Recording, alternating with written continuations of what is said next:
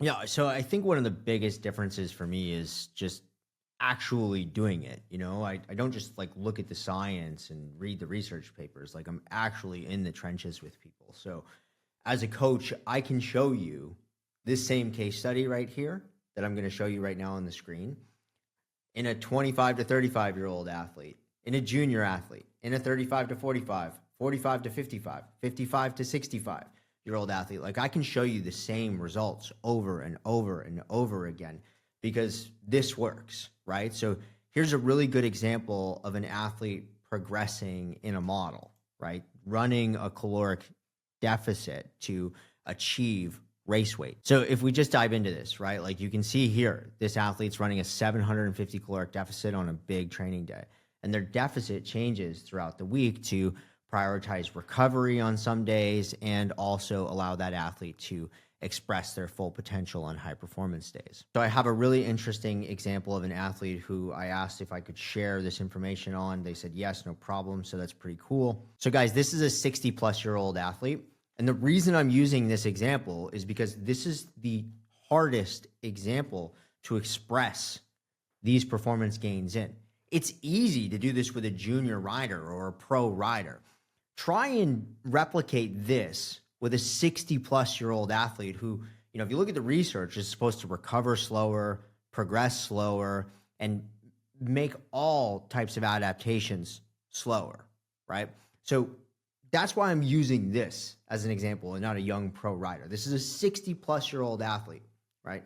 This is the hardest framework as a professional coach, as a fitness professional to work within, how to get performance gains out of this individual, especially on this level. So over the course of a few weeks here, this athlete is progressing, right? So here we have a high CHO day, so high carb day, and you'll see a medium carb day the day before, so not a total carb load, but high CHO with a 750 calorie deficit. They're running a 500 calorie deficit carryover from the day before, so a bit of deficit. And we take a look at their recovery score. So 84 recovery score, recovered. Were they able to express at the end of this session? Yes, the goal was to ride thresholds, okay? They were a little bit tired towards the end. It's the first time they did a session like this. So I was expecting them maybe to not even be able to complete this workout. It's a hard session, right? 1,500 kJs, then 3 by 10-minute thresholds. Okay, later in the week, we did 3 by 15s. So we came into this workout with an 80 recovery score, so slightly less recovered. Makes sense. It's the end of the week. And the day before, they had no deficit, right? So if we look here, the athlete was actually able to express more of their potential for longer durations in the same week, right? So we're just priming pathways, allowing that athlete to run these cycles, depleting glycogen stores, refilling it, allowing that body to run cycles. That's all we're trying to do is run cycles, get that expansion going, right? So real quick, this athlete gained an adaptation, right? They're able to now express that same mean max potential with higher output for longer durations within a single week while in a deficit. So this athlete had the option to rest or ride 1 hour super easy. They opted for the active recovery, and that brought them into a 96 recovery score the following day. This was a big session. This was a much harder session than the previous sessions. It's not the same workout. It's much more challenging. And they came into this post-strength, by the way. So post-strength in the house, so they were doing some strength and a ride. So pre-fatiguing their muscular system ahead of a really big workout. Remember, our goal here is not to have our best all-time performance on this, random workout on a Wednesday afternoon. We're doing everything we're doing with intention to build composition down the line for race day, right? So if we open this session up, was the athlete able to express, right? That's the thing we're looking for. So this workout was much harder. The answer is yes, right? They really were. Not as high output as we wanted, but look, they're kind of floating right around that LT1 range. They hit those thresholds early on, and then they struggled to get into the threshold. But honestly, hitting the threshold at the tail end of that effort suggests that the first part of that was more mental than anything else. And the same thing here, right? And again, they ran a deficit. You'll see the weights coming down. As the weight's coming down, we continue to see an increase in performance. So here the athlete is 75 kilos. They were a few weeks ago 77 kilos, right? And now we can take a look at the hardest session in this block, right? So they're coming into it again, strength the day before, 93 recovery score. Last week they had 96, similar situation. Coming into this one with a higher recovery score, which highlights what? More resilience to the protocol, right? More resilience to the overall load. Their body is building the ability to handle systemic stress and load. This is the hardest workout. This is significantly harder than the previous week, right? Instead of just having clear thresholds, we've got thresholds with surges, thresholds with VO2 max, right? Kick it off, some thresholds to get going, a bunch of time in around LT1, right? Riding pretty hard. And then look at these surges. Beautiful. Right into VO2. Threshold to VO2, threshold to VO2, okay? Maybe a little light on the VO2 here at the end, and then accelerations at the end, right? Hardest workout that athlete's probably ever done in their life. Recovery score the next day, 69, right? So we would expect that. So you get the point, right? Running a caloric deficit, if you are overweight and you actually have fat to lose, is the only way to lose fat. You're not just going to burn all your fat off if you're in a caloric surplus. It just doesn't work that way. So you have to be in a caloric deficit. But it's not something you should be afraid of if you have weight to lose. If you're already super lean, then you probably don't need to be in a caloric deficit. If anything, you should be just fueling for the work, maintaining that energy balance, right? Really prioritizing making the most out of those high intensity sessions. But if you do need to lose weight, you will see an increase not only in your VO2 max and your outputs, but in your economy. Your ability to express later in rides. Can you do efforts after 2 hours? Can you do efforts after 3 hours? Can you do efforts after 4 hours?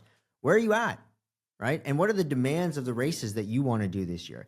Because for me, at least in my opinion, the demands of the sport are clear.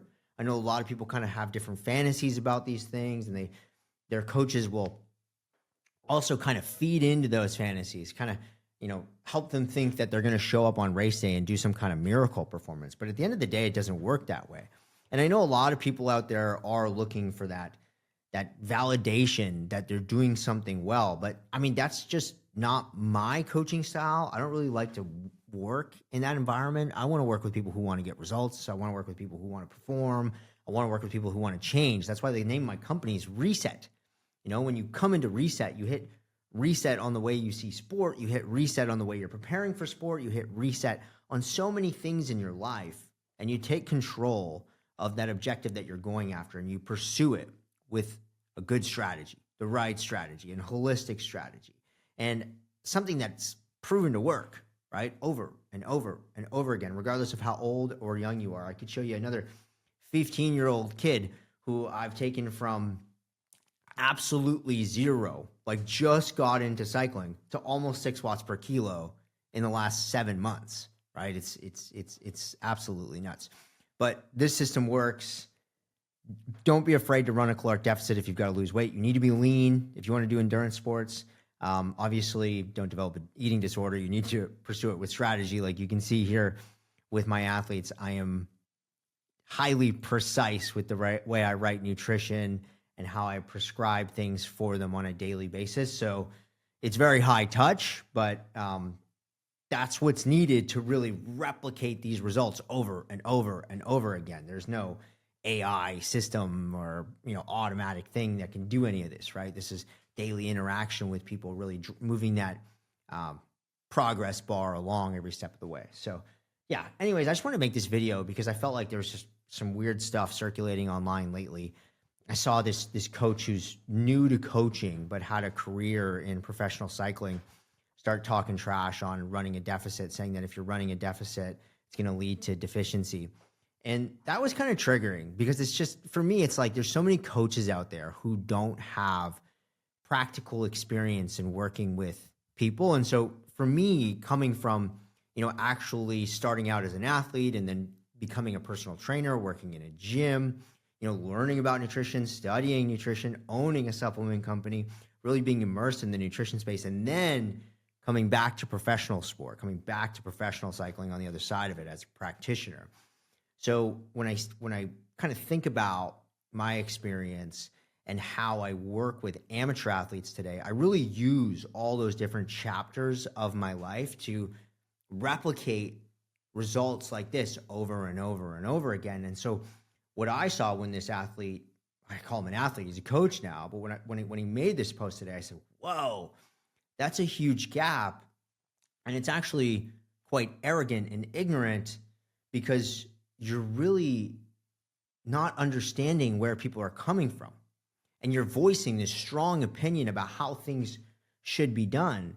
And it's just coming from a lack of understanding what people are going through, because changing your body composition is hard, right? There's no way around that. It's hard. If you're going to get leaner, get stronger, get faster, to really improve your ability and optimize your body composition, it's hard. So you need to understand what people are going through out there. You need to understand these changes that their body are making and their bodies are making. And actually something I'm very proud of personally is I've gotten really out of shape from time to time. I've been up to 205 pounds and then worked my way back down to 145 pounds.